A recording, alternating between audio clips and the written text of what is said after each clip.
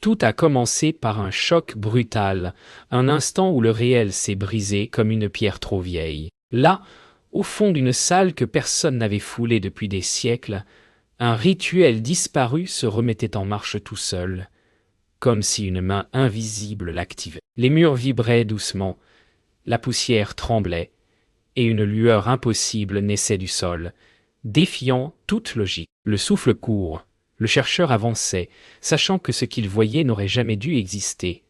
Les symboles anciens pulsaient comme un cœur vivant. L'air devenait lourd, presque vivant, comme s'il observait chacun de ses gestes. Quelque chose bougeait dans l'ombre. Pas un animal, pas un humain, quelque chose d'autre. Et alors que la lumière se refermait sur lui, une seule pensée l'assaillit. Et si l'histoire refusait vraiment d'être oubliée? Et si ce rituel n'avait jamais cessé d'attendre? Il comprit alors que ce qu'il avait vu n'était pas un simple mirage du passé, mais la trace d'un langage oublié, qui unissait des royaumes séparés par des océans et des siècles. Chaque ligne, chaque forme semblait se répéter ailleurs dans le monde, comme si ces souverains perdus avaient suivi un seul et même pacte. Et ce symbole, gravé dans la pierre, battait encore comme un cœur vivant. Plus il lisait, plus les mots semblaient lui murmurer quelque chose, comme une vérité refusant de rester enterrée. Les phrases décrivaient un serment prononcé uniquement par les souverains, un engagement qui les liait à une force plus ancienne que leur royaume. Ce n'était pas de la superstition.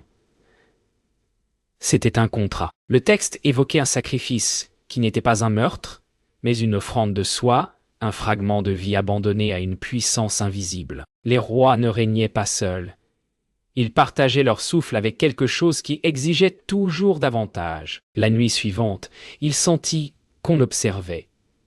Pas un bruit, pas un souffle, seulement cette présence lourde et discrète qui se glissait derrière lui. Quelque chose, quelque part dans l'obscurité, attendait qu'il comprenne trop. Il marcha des heures au cœur de la jungle, jusqu'à ce que les arbres s'écartent brusquement, révélant une cité qui n'existait dans aucun livre. Des murs géants surgissaient de la terre comme des fantômes réveillés, couverts de racines aussi vieilles que le temps. Chaque pierre semblait respirer, comme si le lieu attendait son retour. Le silence était trop profond, trop parfait, presque fabriqué. Et alors qu'il s'avançait vers la grande porte effondrée, il comprit que cette cité n'avait jamais été abandonnée. Elle avait été cachée, volontairement. Quel secret pouvait être si dangereux qu'on avait tenté d'effacer une ville entière pour le protéger? Dans le cœur de la cité, le sol changeait. Les pierres formaient un cercle parfait, comme une scène gravée pour des gestes sacrés. Là, les rois recevaient le pouvoir des étoiles, un pouvoir qui ne brillait pas dans le ciel, mais dans le sang. Il sentit un frisson. Il sentit un frisson. Rien ici n'était symbolique. Ce rituel, il le devinait, touchait à quelque chose que même les anciens craignaient de nommer. Plus loin, il trouva une salle si étroite que même la lumière semblait hésiter à y entrer. Les murs portaient les traces d'un passage ancien, comme si quelqu'un avait traversé la pierre elle-même.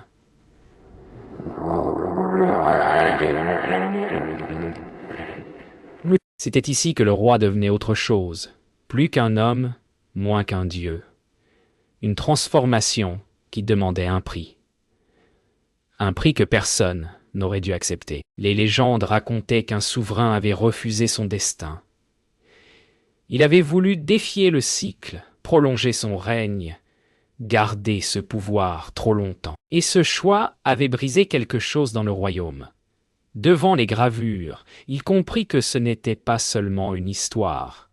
Le roi avait vraiment tenté de rester vivant, et le rituel s'était retourné contre lui. Au fond du temple, une dernière inscription l'attendait. Elle n'expliquait rien. Elle ne décrivait rien. Elle ordonnait. Elle disait seulement que le pacte ne devait jamais être réveillé. En voyant ces mots, il sut que les anciens n'avaient pas eu peur du rituel lui-même, mais de ce qu'il appelait. Et il comprit trop tard que quelque chose, ici, venait de sentir sa présence. Après la forêt et la pierre enfouie, le silence du palais interdit avait quelque chose de profondément inquiétant. Ici, rien n'était brisé. Rien n'était en ruine. Tout semblait simplement attendre que quelqu'un ose entrer. Les couloirs alignés vers le ciel rappelaient un calcul précis, presque cosmique, comme si les murs avaient été dressés pour guider les étoiles elles-mêmes. Et lorsqu'il posa la main sur la première porte sculptée, il sentit une vibration familière, la même que dans la cité perdue. Ce lieu aussi connaissait son nom. Au centre du palais, il trouva une estrade circulaire entourée de fresques représentant un dragon immense, non pas fait d'écailles, mais de lumière. Les anciens souverains invoquaient cette créature céleste pour sceller leur pouvoir. C'était un rituel dangereux, exigeant un courage que peu auraient osé affronter. En observant les motifs, il comprit que ce dragon n'était pas une métaphore. Il était une présence, une force à laquelle les rois se reliaient vraiment. Puis il aperçut le cœur du palais, un immense disque suspendu, capable de tourner comme une roue géante. Il comprit qu'il ne s'agissait pas d'un objet décoratif, mais d'un instrument, un mécanisme que seuls les souverains pouvaient activer, un outil pour lire les mouvements du monde et, peut-être, les influencer. En le voyant, il sentit l'histoire se resserrer autour de lui. À mesure qu'il avançait, les inscriptions devenaient plus sombres. Elles parlaient d'une chute annoncée longtemps avant qu'elle ne survienne. Une prophétie murmurant qu'un jour, le rituel du dragon ne protégerait plus le royaume, mais le consumerait. En lisant ces mots, il sentit une étrange sensation. Et si cette prophétie n'était pas terminée? Et si elle attendait encore de s'accomplir? Il restait une dernière salle. Et là, il le vit, le même symbole. Le même exactement que celui trouvé dans la cité africaine enfouie. Impossible. Deux mondes séparés, deux cultures sans lien, et pourtant un même sceau. Il sentit son cœur battre trop vite. Ce n'était plus une coïncidence. Quelque chose d'invisible reliait ces royaumes, quelque chose de plus vaste que l'histoire humaine elle-même. La mer semblait vouloir cacher ce lieu depuis des millénaires. Sous les vagues, les pierres s'enfonçaient, comme des souvenirs noyés. Lorsqu'il plongea dans la salle principale, il sentit immédiatement que cet endroit n'avait pas été détruit par accident. Tout, ici, paraissait brisé avec méthode, comme si l'on avait voulu empêcher quiconque de comprendre ce qui s'y était jadis déroulé. Et pourtant, malgré le silence glacé, il sentit la même vibration qu'avant, la même énergie qui refusait de mourir. Quel rituel avait pu avoir assez de force pour ébranler un temple entier? Au centre du temple, il trouva une dalle gravée d'un texte presque effacé. Pourtant, les mots semblaient vibrer sous son regard. On y décrivait un serment tenu dans le secret absolu, un engagement que seuls les souverains pouvaient prononcer, un serment que même les dieux n'étaient pas censés entendre. Il comprit alors que ce rituel ne liait pas seulement les rois entre eux. Il les liait à quelque chose de plus ancien, de plus exigeant. Dans une autre salle, des silhouettes gravées représentaient des femmes alignées devant une porte colossale. Elles étaient décrites comme les gardiennes du passage, celles qui veillaient à ce que le serment ne soit jamais prononcé à la légère.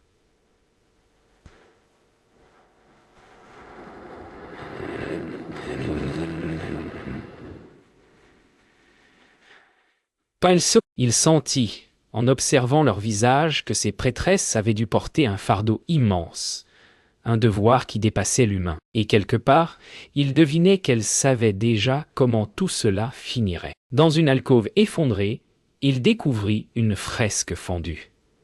Au centre, un symbole était brisé en deux, exactement le même que dans les autres royaumes, mais ici marqué d'une fissure profonde. Les prêtres de ce monde avaient-ils tenté de rompre le pacte?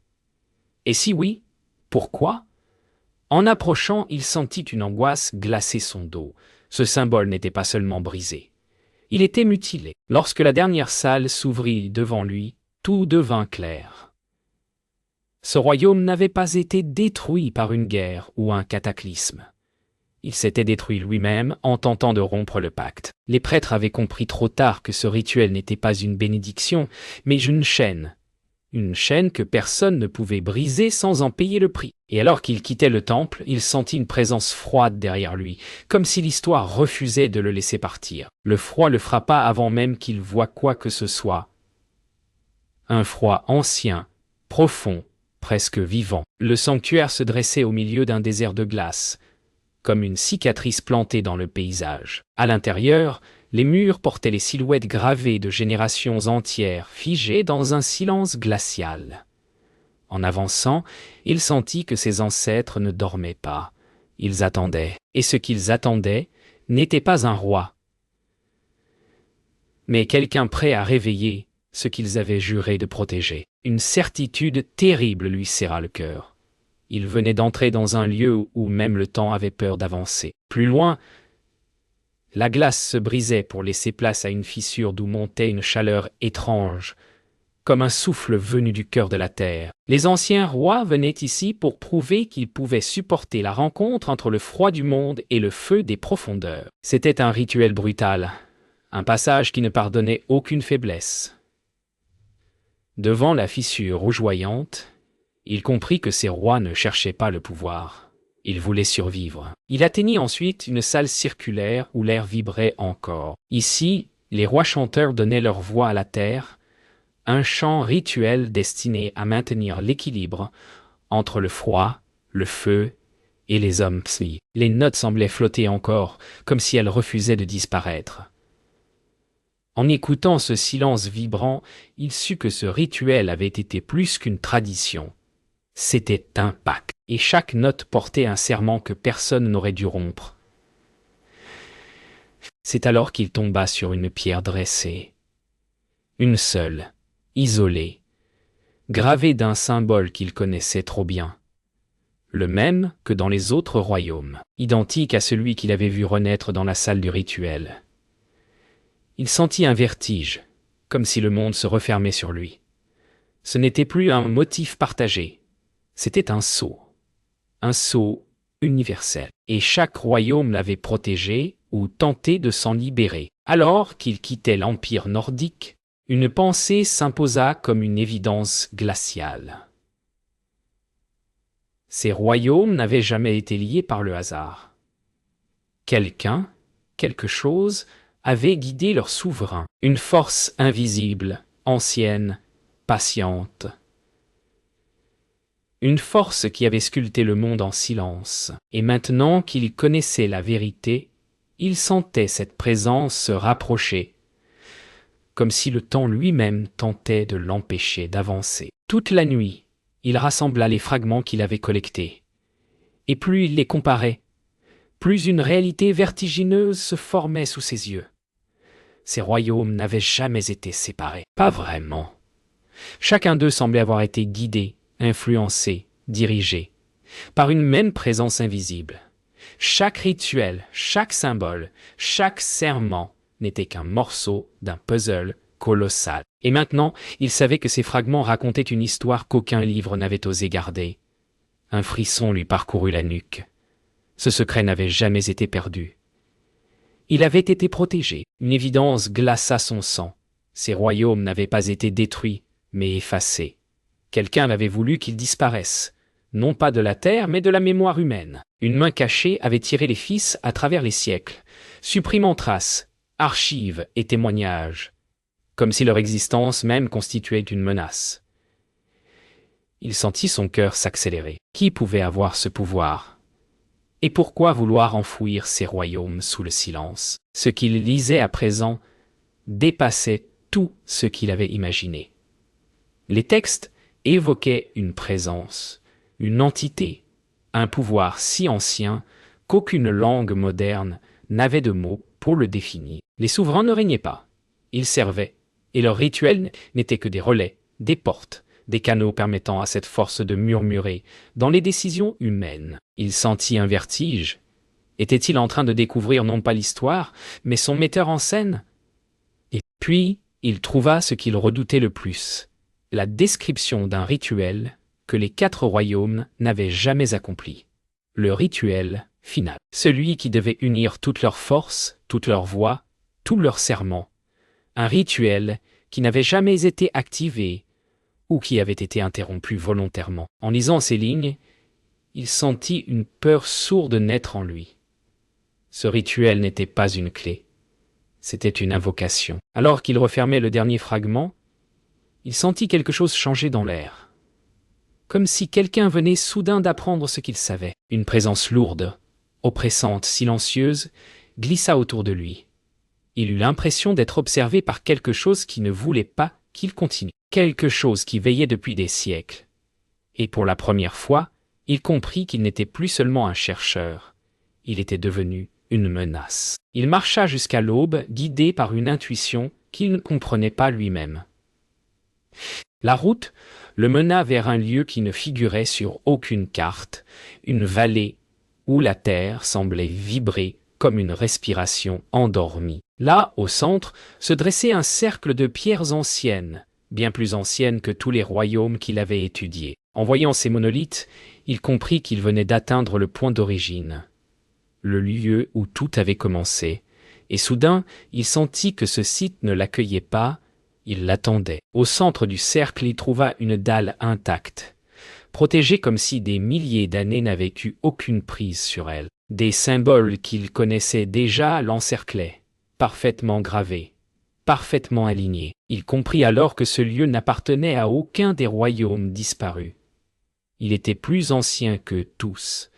C'était ici qu'ils avaient reçu leur premier serment. C'était ici qu'ils avaient juré obéissance. Et ce serment n'était pas destiné à un dieu, mais à quelque chose qui existait avant les dieux. Une phrase apposée sur la pierre lui coupa le souffle. Elle parlait d'un prix, non pas un sacrifice de sang, mais un sacrifice de mémoire. Celui qui apprendrait la vérité perdrait une partie de lui-même. En lisant ces mots, il comprit ce que les anciens souverains avaient dû abandonner pour garder le monde en équilibre. Et une peur froide glissa dans son esprit. S'il allait plus loin, il ne serait plus jamais le même. Alors qu'il s'approchait du centre du cercle, le sol se mit à vibrer. Les pierres se mirent à résonner comme des voix profondes et anciennes. Les symboles s'illuminèrent, un à un, comme si une main invisible se réveillait. Il sentit son souffle se bloquer. Le rituel que personne n'avait accompli depuis des millénaires se remettait en marche, et il savait qu'il n'y aurait aucun retour en arrière. La lumière monta, puis s'effondra comme une vague, et ce qu'il vit ensuite dépassa tout ce qu'il avait imaginé. Ce n'étaient pas les rois qui avaient fondé les royaumes, c'était le rituel. Le rituel avait créé les souverains, les avait choisis, façonnés, guidés. Ils n'étaient que les voix d'une force plus ancienne, un pouvoir qui utilisait les rois comme des messagers. Tout son monde vacilla. S'il révélait cela, l'histoire entière s'effondrerait. Et alors, une ultime question s'imposa, brûlante. Ce rituel l'avait-il choisi, lui aussi?